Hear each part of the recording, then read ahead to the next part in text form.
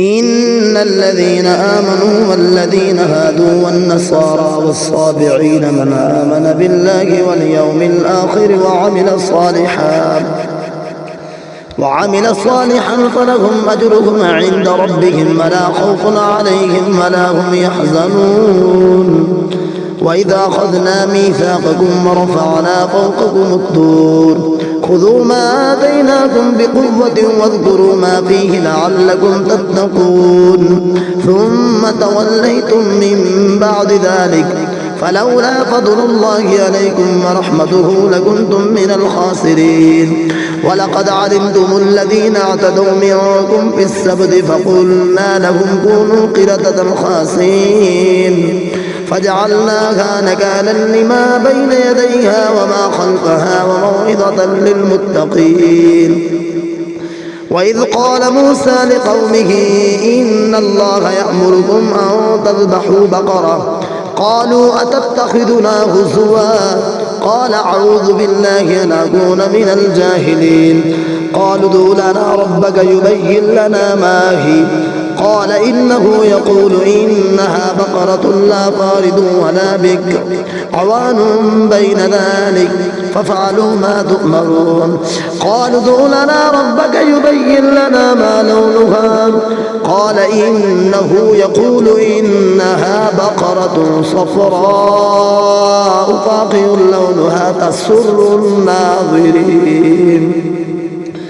قالوا ادع لنا ربك يبين لنا ما هي إن البقرة شابه علينا وإنا إن شاء الله لمهتدون. قال إنه يقول إنها بقرة لا ذلول تثير الأرض ولا تسقي الحرث مسلمة لا شية فيها. قالوا الآن جئت بالحق فذبحوها وما كادوا يفعلون. وإذ قتلتم نفسا فادارأتم فيها والله مخرج ما كنتم تكتمون.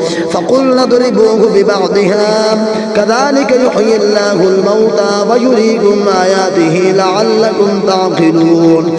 ثم قست قلوبكم من بعد ذلك فهي كالحجارة وشد قسوة وإن من الحجارة لما يتفجر منه الأنهار وإن منها لما يشقق فيخرج منه الماء وإن منها لما يحبط من خشية الله وما الله بغافل عما تعملون. أفتطمعون أن يؤمنوا لكم وقد كان فريق منهم يسمعون كلام الله ثم يحرفونه من بعد ما عقلوه وهم يعلمون. وإذا لقوا الذين آمنوا قالوا آمنا وإذا خلا بعضهم إلى بعض قالوا أتحدثونهم بما فتح الله عليكم ليحاجوكم به عند ربكم أفلا تعقلون. أولا يعلمون أن الله يعلم ما يسرون وما يعلنون.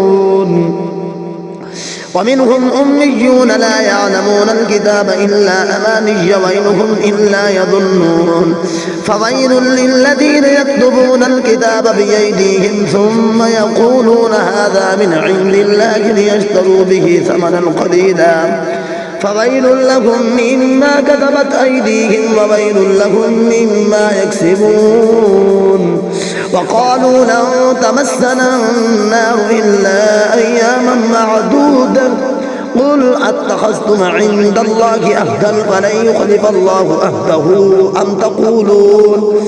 أم تقولون على الله ما لا تعلمون.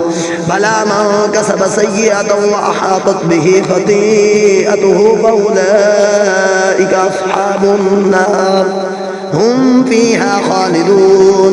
والذين آمنوا وعملوا الصالحات أولئك أصحاب الجنة هم فيها خالدون.